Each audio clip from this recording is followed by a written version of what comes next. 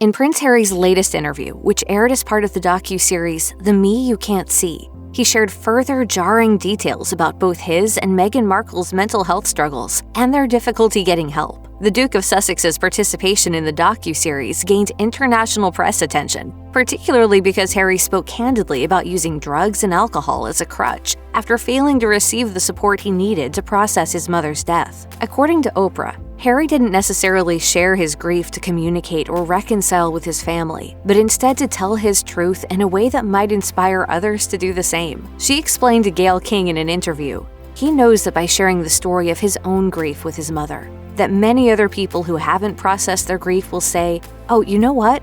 That's what's going on with me too. Harry received positive feedback for being so open about his mental health problems, especially in a world where men are often discouraged from talking about their feelings and emotional struggles. But he also received some criticism from viewers who described the interview as repetitive of what Harry and Meghan have already shared. Amid gossip column rumors that Harry had deeply hurt his father, Prince Charles, some waded through the social media backlash to plant themselves firmly in Harry's corner. Jessica Mulrooney, a fashion stylist who worked with Meghan on Suits, seemingly went to bat for the prince in a big way. Mulrooney's long been in Markle's inner circle. She was, for example, among those invited to the baby shower Markle famously held, along with Serena Williams and Amal Clooney, among others. There were tabloid rumors that Mulrooney and Markle had some sort of dramatic falling out in the summer of 2020. However, it seems they were likely just rumors. That's at least according to Vanity Fair, which picked up on the fact that, in March, Mulrooney posted a picture of pink roses that Meghan sent her in honor of Mulrooney's 41st birthday. That was right around the time that Meghan and Harry's conversation with Oprah went live. Mulrooney stood up for Meghan then, too, posting an Instagram photo of the two friends together, captioned, I don't know that anyone has ever had to deal with the pressure, the politics, and the press like this woman. In the face of it all, I have never seen her waver from kindness, empathy, and love.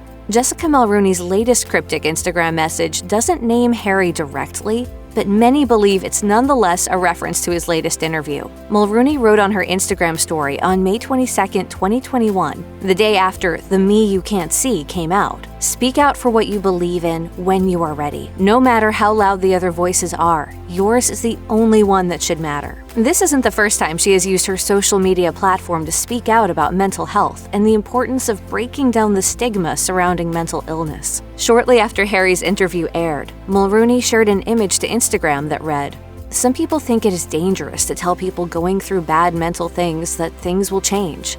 I'd just like to say I find it far more dangerous to tell someone things won't. Perspective doesn't make conditions evaporate, but reframing an experience can keep you alive. In the caption of the now deleted post, Mulrooney wrote that those who genuinely know what it's like to suffer from mental health illnesses are oftentimes stuck in difficult situations. Putting on a brave face is what's expected. However, you can be honest about not feeling okay. Mental health awareness. She tagged Matt Haig, a mental health advocate, in the post. Mulrooney explained her prior deleted mental health positive posts on her Instagram stories back in September 2020. People often ask why I delete certain posts. The amount of bullying and hatred I've had to put up with for 3 years, I'm tired of looking at it. Be kind. Be gracious. We are grown-ups. Stop acting like teenagers. Real women don't put down other women. If you or someone you know is struggling with addiction, please call the Substance Abuse and Mental Health Administration's 24/7 national helpline at 1-800-662-HELP. That's 1-800-662-4357.